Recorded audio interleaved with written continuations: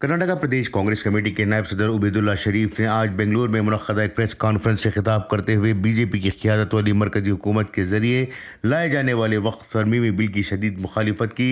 उन्होंने कर्नाटका असम्बली में कांग्रेस हुकूमत की जानिब से इस तरमीमी बिल को मुस्तरद करने के फैसले का खैर मकदम किया और उम्मीद ज़ाहिर की कि आइंदा भी रियासती हुकूमत इस तरह अक़लियतों के मफादात के तहफ़्फ़ुज़ के लिए काम करेगी।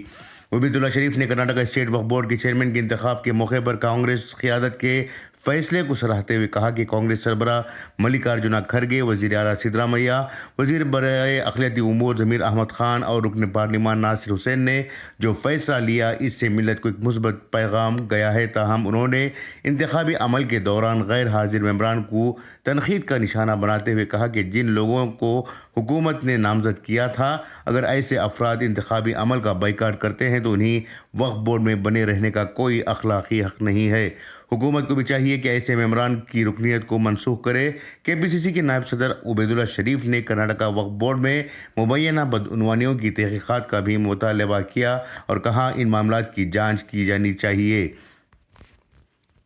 इस दौरान अंजुमन तरक्की उर्दू कर्नाटका के नायब सदर सैयद अशरफ ने कहा कि हुकूमत को बरसर इख्तिदार आए हुए 2.5 साल का अरसा गुजर गया। इंतखाबात में 90% मुसलमानों ने कांग्रेस के हक़ में वोटिंग की और कांग्रेस को इख्तिदार तक पहुँचाया, लेकिन एक तवील मुद्दत गुजर जाने के बावजूद अभी तक मुसलमानों का एक भी मसला हल नहीं हुआ। 2B रिजर्वेशन का मसला जूं का त्यों बरकरार है। कुछ ही दिनों में स्कूल और कॉलेजों में दाखिले शुरू हो जाएंगे। ऐसे मौके पर मुस्लिम बच्चों को काफ़ी दुश्वारियां पेश आएंगी। उन्होंने कहा कि वज़ीर बराए अक़लियती उमूर ज़मीर अहमद ख़ान को 2B के मसले को तरजीही बुनियाद पर देखना चाहिए ताकि दाखिले के मौके पर मुस्लिम बच्चों को होने वाली परेशानियों से बचा जा सके। सैयद अशरफ ने सवाल किया कि क्या मुसलमान सिर्फ वोट के लिए हैं? 2B का मसला हल नहीं हो सका। सर्टिफिकेट हासिल करने में काफ़ी दुश्वारियां हो रही हैं। बेकसूरों की रिहाई के कोई असबाब नज़र नहीं आ रहे। आखिर मुसलमानों की इन उमूर पर कब तवज्जो दी जाएगी?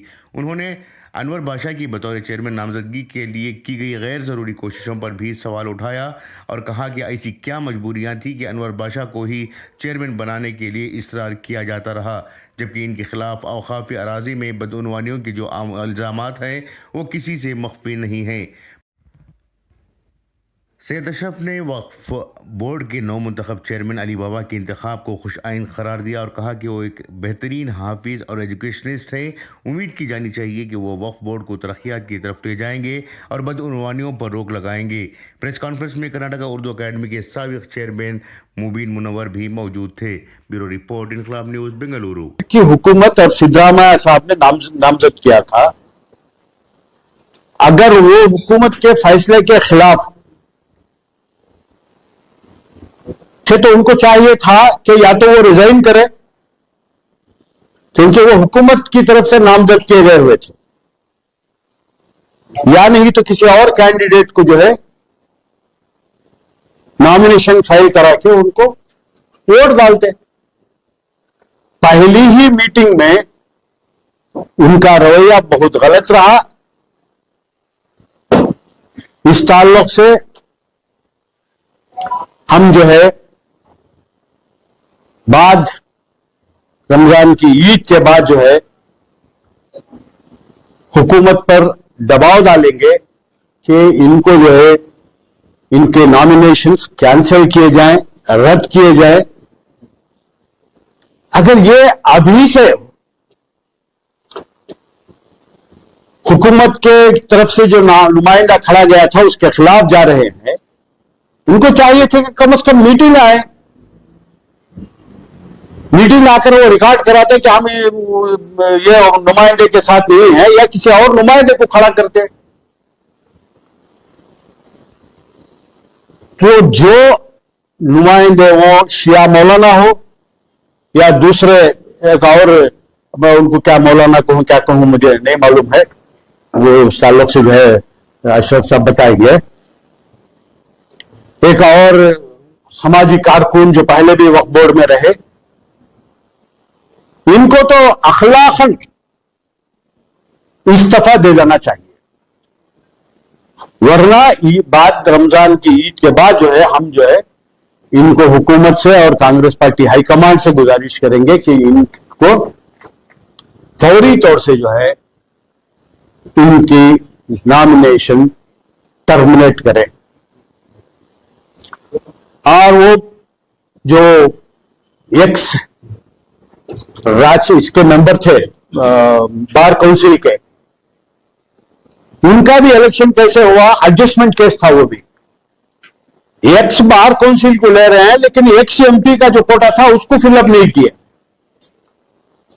और ये सब जो एब्सेंट थे, इनकी वफादारी वक्फ एक्ट या वक्फ बोर्ड की तरफ नहीं थी, औकाफी जायदादों की हिफाजत करने की तरफ नहीं थी। इनकी पूरी वफादारी एक शख्स जो चेयरमैन बनना चाहता था उसकी तरफ थी। तो आइंदा आने वाले दिनों में क्या इनसे हमें उम्मीद की जा सकती है? खासकर पिछली वक्फ बोर्ड में जो चेयरमैन थे, उनके दौरान जो भी वहां बदउनवानियां हुई हैं, उस ताल्लुक से हम ईद के बाद जो है पब्लिक के सामने लाएंगे। लगता है कि जो भी मेंबर्स उस वक्त थे वो उनके साथ थे, तो उन मेंबरों के खिलाफ भी कार्रवाई करना पड़ेगा। पिछले दो चेयरमैन जो आए यहां, दो चेयरमैनों के बीच में जितने भी कार्रवाई हुई है, जितने भी वहां धांधलियां हुई हैं, वो सबकी इंक्वायरी होना चाहिए और कौन उसमें कसूरवार है उसको जो है ना सजा मिलनी चाहिए। जहां तक मुझे मालूम है कि कुछ करप्ट ऑफिसर्स भी जो है ना इनके साथ, पॉलिटिशियंस के साथ मिल गए हैं, और उन ऑफिसर्स की वजह ही जो है ना हमारे वक्फ बोर्ड का नुकसान हो रहा है। ये वक्फ बोर्ड का नहीं बल्कि मुसलमानों का नुकसान है। इनको वहां देखभाल के लिए रखा है, ना कि इनको लूट लुटाने के लिए रखा है। ये आज लूट मार मचाए रखे हैं वहां। अनवर बादशाह साहब के ताल्लुक से आप पूछ रहे थे एक सवाल। अनवर बादशाह साहब की हैसियत ही क्या है? एक आदमी के लिए सारी सरकार खड़ी है, किस लिए? एक ही आदमी था जिसके लिए मिनिस्टर भी ये कह रहा है कि उन्हीं को होना है। क्यों होना है? इसके पीछे राज क्या है? जरा मिनिस्टर साहब खुले अल्फाज में बताएं कि राज क्या है। और सारे मेंबर्स को लेके आप कहां चले गए उस दिन रात को, जब सीएम साहब ने आपको एक मशवरा दिया कि ऐसा नहीं ऐसा करेंगे, उसके बावजूद भी आपने प्रोटेस्ट किया और धमकी दी कि मैं रिजाइन भी कर दूंगा। तो रिजाइन कर दो, वक्फ बोर्ड का और मुसलमानों का भला तो हो जाएगा। रिजाइन करो, फिर ये धमकियां अपने पास रखो, काम करो। आपकी हैसियत, एक कैबिनेट मिनिस्टर की हैसियत है आपकी। एक 2B वाला जो सर्टिफिकेट जो तहसीलदार हमारे मुसलमानों को नहीं इशू कर रहा है, वो आप नहीं निकाल सके, तो आपकी हैसियत ही क्या है कैबिनेट में रहने की? आप है क्या है? आप खाली लूटमार पे बैठे हैं क्या? लूटमार मचा रहे हैं। करोड़ों लूट के अगर हजारों बांट दिए तो आप अपने आप को क्या समझ गए हैं? पहले जो मुसलमानों के मसाइल है उसका हल निकालो। आज तक आपने मुंह नहीं खोला मुसलमानों के मसाइल के ताल्लुक से। कब तक आपको बर्दाश्त करें हम? आप मुसलमानों के नुमाइंदे हैं वहां। जमीर अहमद खान साहब, आप नाम से नुमाइंदे नहीं है, आप मुसलमानों के नुमाइंदे हैं। यहां चाहे सिद्धरामैया जी हो जाए, कोई भी हो जाए, जब हमारा काम नहीं करेंगे हम उनके खिलाफ जाएंगे, हम तो छोड़ेंगे नहीं। इसका क्या मतलब है? जब हमारे वोट की जरूरत है तो आप वोटों के लिए हर चीज की ये देते हैं, हमें कह देते हैं कि हम ये काम कर देंगे, वो काम कर देंगे। आज तक हमारा कोई काम नहीं हुआ।